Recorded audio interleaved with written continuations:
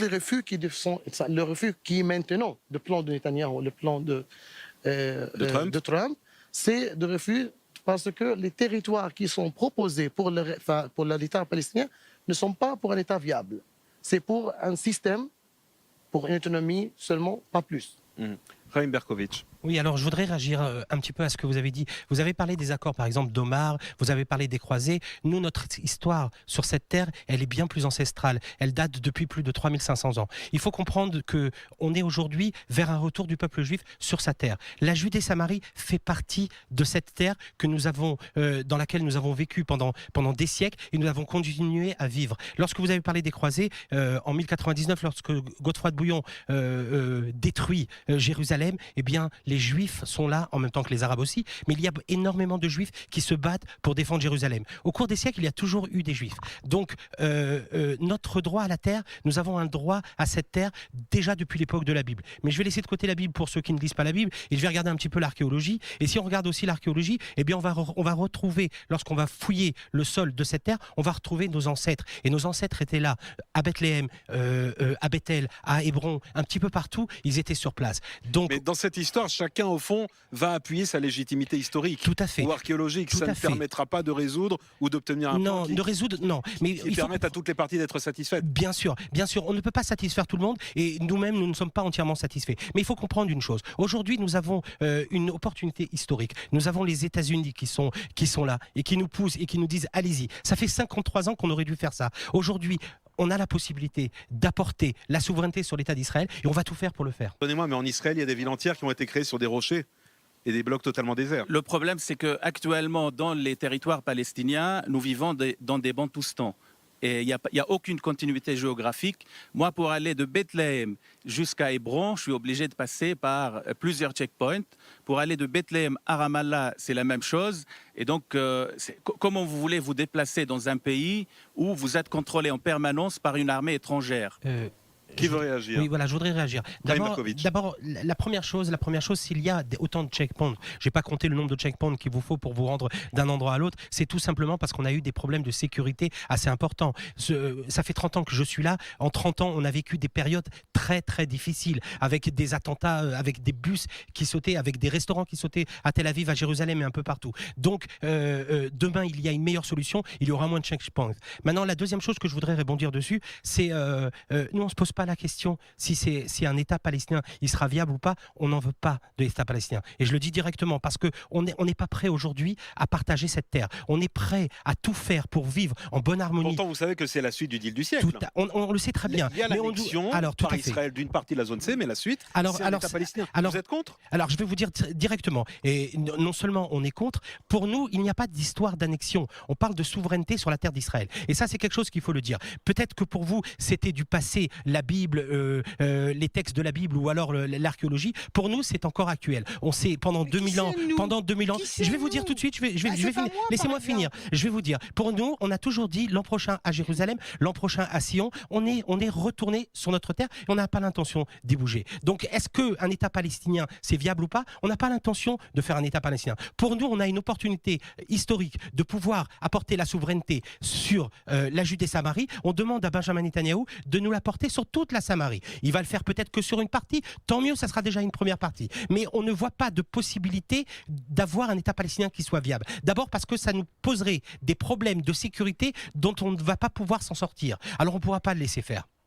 Est-ce que vous voulez les vendre ou pas ? Je ne veux pas les vendre. Rendez-moi mes terrains. J'ai une maison à Jérusalem que vous avez volée en 48. Je veux ma maison. Sinon, qu'est-ce que vous faites de différent par rapport aux nazis qui ont dépouillé le peuple juif qui était en Europe ? La comparaison est très très grave. Pardonnez-moi. Oui.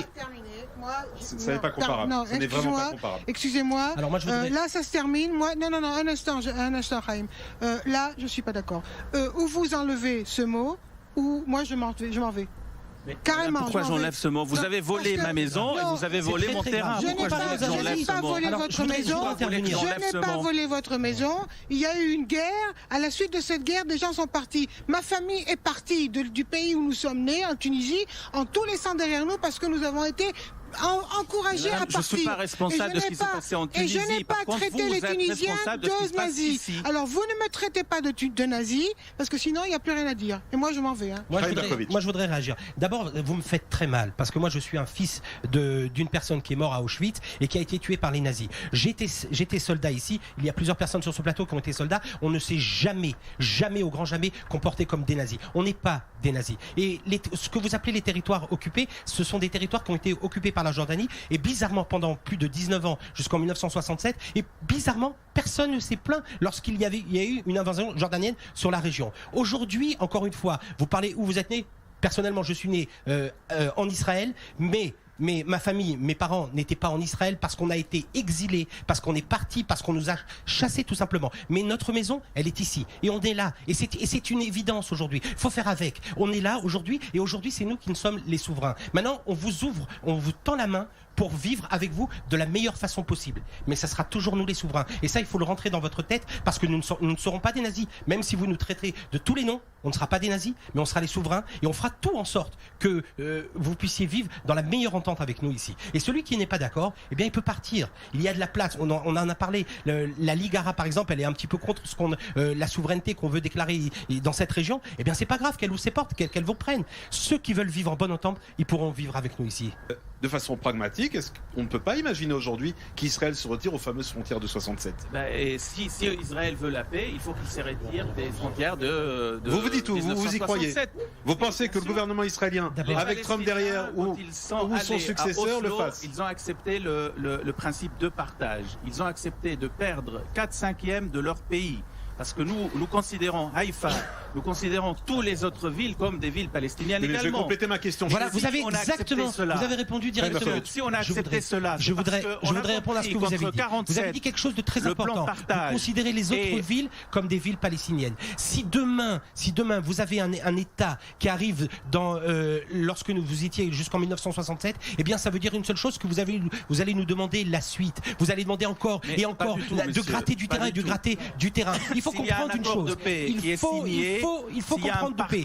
Il y a eu des Israéliens qui ont été prêts à aller plus loin que jamais personne n'a voulu aller. Et pourtant, ça a été refusé. Il y a eu des accords d'Oslo où j'ai pleuré. Et pourtant, ça a été refusé. J'étais soldat après la période des accords d'Oslo. Je peux vous dire le nombre de tirs que nous avons eu. Pas loin d'ici, à Gilo, on tuerait sur la capitale d'Israël. Pourquoi ? À cause de ces accords d'Oslo. Alors je vais vous dire une chose. Mais arrêtez de jouer la victime. Vous n'êtes pas la victime dans l'histoire. Non, vous êtes le bourreau. Pas du tout la victime, au contraire. C'est ce qu'on veut vous dire. On n'est pas l'occupant. On n'est pas la victime, on est le propriétaire. C'est vous qui occupez les territoires palestiniens. Non, pas du tout. On n'est pas la victime, on est le propriétaire. On a été victime de l'histoire pendant des siècles. Aujourd'hui, nous ne sommes pas la victime, nous sommes le propriétaire. Et un propriétaire, il va falloir faire avec. Et nous, on est là aujourd'hui, il va falloir faire avec, parce que c'est chez nous, monsieur. Je suis désolé. Ça reste un terrain volé. On va essayer. Vous ne pouvez pas me dire que c'est volé. D'abord, vous ne pouvez pas nous dire que c'est volé parce que les terrains, ils ont été achetés par des communautés d'un petit peu partout dans le monde. Je suis désolé. Ce ne sont pas des terrains qui ont été volés. Et la réalité de fait aujourd'hui, il faut le faire avec. Je vous le répéterai encore une fois, nous sommes les propriétaires. Maintenant, le propriétaire, il vous propose de vivre en paix. Est-ce que vous voulez vivre en paix ? Est-ce que dans les manuels scolaires des écoles, dans toutes les villes, à Bethléem ou à Hébron ou ailleurs, on va arrêter la haine du juif ? C'est ce qu'on aimerait entendre. Et là, on va pouvoir faire un pas. Parce qu'on a parlé du bien-être des Palestiniens. Mais moi, je veux vous poser une question. Quel va être le bien-être des Israéliens ? Ça fait des années qu'ils vivent en prenant la route et en risquant de se faire tuer parce qu'il y a eu des tirs à droite, des tirs à gauche, etc. Vous pouvez pas le nier. Jusqu'à il y a pas longtemps, il y en a toujours eu. Alors bien sûr, on est fort, on va tout faire pour qu'il n'y en ait pas. Mais on en a marre de tout ça. On veut une situation où on vit tranquillement chez nous. Vous voulez vivre chez nous ? Tant mieux. Vous voulez pas ? Il y a d'autres pays. Vous avez le roitelet de Jordanie juste à côté. C'est là-bas l'État de la Palestine. C'est là-bas le partage qui a déjà été fait. On est chez nous. D'abord, c'est pas chez vous, on est chez nous et vous êtes venus occuper cette. Pas du tout. On est venu chez nous.